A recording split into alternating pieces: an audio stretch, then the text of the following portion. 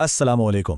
عربی گرامر کا ایک بہت ہی اہم اور دلچسپ موضوع ہے فعل ماضی مطلق منفی۔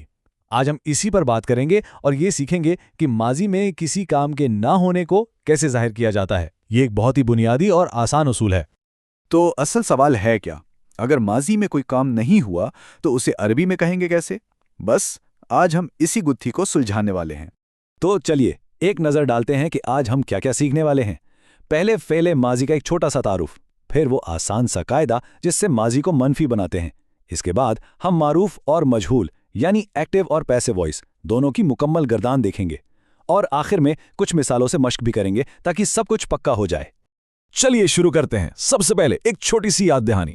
جیسا کہ ہم جانتے ہیں فعل ماضی مطلق وہ فعل ہے جو گزرے ہوئے زمانے میں کسی کام کے ہونے کے بارے میں بتاتا ہے، اور یہی ہماری آج کی پوری گفتگو کی بنیاد ہے۔ تو آج کا ہمارا مول موضوع ہے فعل ماضی مطلق منفی۔ نام سے بالکل صاف ہے نا؟ یہ وہ فعل ہے جو بتاتا ہے کہ ماضی میں کوئی کام نہیں ہوا، اور اس کی خوبصورتی یہ ہے کہ یہ دونوں صورتوں پر لاگو ہوتا ہے، معروف میں بھی یعنی جب فاعل نے کام نہیں کیا، اور مجہول میں بھی یعنی جب کسی پر کام نہیں کیا گیا۔ اچھا جی، تو اب آتے ہیں اس سبق کے سب سے مزیدار حصے کی طرف، اور یقین کریں یہ جان کر بہت حیرانی ہوگی کہ یہ قاعدہ کتنا آسان اور پاورفل ہے۔ پتہ ہے پورے ماضی کے زمانے کو منفی میں بدلنے کا راز صرف ایک چھوٹے سے لفظ میں چھپا ہے، اتنا آسان کہ اس کو بھلانا ناممکن ہے۔ اور یہ رہا وہ لمحہ۔ طریقہ صرف 2 سٹیپس۔ پہلا، کوئی بھی مثبت ماضی کا فعل اٹھا لیں جیسے فعلا۔ دوسرا سٹیپ، اس کے بالکل شروع میں بس ما لگا دیں۔ That's it. فعلا سے بن گیا ما فعلا۔ اس نے کیا سے سیدھا اس نے نہیں کیا۔ سچ میں بس اتنا ہی آسان ہے۔ اب جو بات واقعی دلچسپ ہے وہ یہ ہے کہ یہ سادہ سا اصول پورے 14 سیغوں پر بالکل ویسے ہی لاگو ہوتا ہے۔ چلیے پہلے معروف یعنی ایکٹیو وائس کی مکمل گردان پر ایک نظر ڈالتے ہیں۔ یہ ہیں غائب یعنی تھرڈ پرسن کے 6 صیغے۔ دیکھیں، فعلا سے بن گیا ما فعلا، اور فعلنا سے بن گیا ما فعلنا۔ گردان بالکل سیم ہے، بس شروع میں ما لگنے سے معنی پوری طرح الٹ گیا ہے، منفی ہو گیا ہے۔ اب دیکھتے ہیں حاضر یعنی سیکنڈ پرسن کے سیغوں کو، اور یہاں بھی وہی جادوئی اصول کام کر رہا ہے۔ فعلتا سے ما فعلتا، مطلب تم ایک مرد نے نہیں کیا، اور اسی طرح باقی سب میں بھی سوائے ما کے کوئی تبدیلی نہیں ہے۔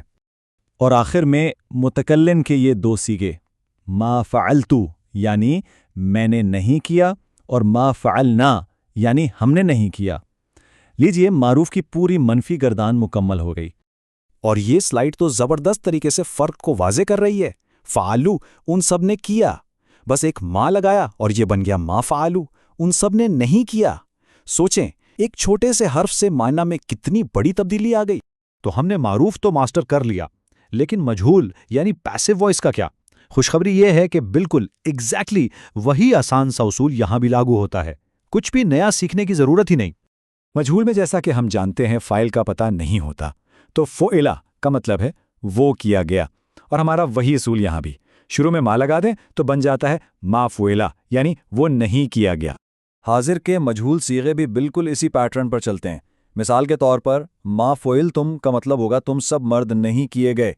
یہ پیٹرن آخر تک بالکل ایک جیسا رہتا ہے، کوئی کنفیوژن نہیں۔ اور متکلم کے ان 2 صیغوں کے ساتھ ہی مجہول کی گردان بھی مکمل ہو جاتی ہے، ما فعلتو اور ما فعلنا۔ تو اب تک ہم نے معروف اور مجہول دونوں کی منفی شکلوں کو اچھی طرح سمجھ لیا ہے۔ ٹھیک ہے، قاعدہ تو سمجھ آ گیا، تھیوری تو ہو گئی، اب وقت ہے اس کو پریکٹس میں لانے کا تاکہ یہ کانسیپٹ بالکل پکا ہو جائے۔ تو اب باری ہے تھوڑی سی مشق کی۔ اسکرین پر کچھ جملے دیے گئے ہیں، بہتر ہوگا کہ یہاں پاز کر کے ان کا عربی میں ترجمہ کرنے کی کوشش کی جائے۔ اس سے اندازہ ہوگا کہ یہ اصول کتنا اچھا سمجھ آیا ہے۔ چلیے اب کتاب کی اس مثال کو دیکھتے ہیں۔ اسکرین پر لکھی عبارت شاید صاف نہ ہو، لیکن اصل عربی فعل ہے ما دخلنا۔ اس کا مطلب ہے ہم داخل نہیں ہوئے۔ یہ دخلنا یعنی ہم داخل ہوئے میں ما لگانے سے بنا ہے، اور یہ متکلم جمع کا صیغہ ہے۔ ایک اور چھوٹا سا چیلنج، ان افعال کو دیکھیے۔ اب یہاں پاز کر کے ہر ایک کا صیغہ، جنس اور عدد پہچاننے کی کوشش کریں، اور ہاں یہ بھی بتائیں کہ یہ معروف ہے یا مجہول۔ یہ کانسیپٹ کو جانچنے کے لیے ایک بہترین مشق ہے۔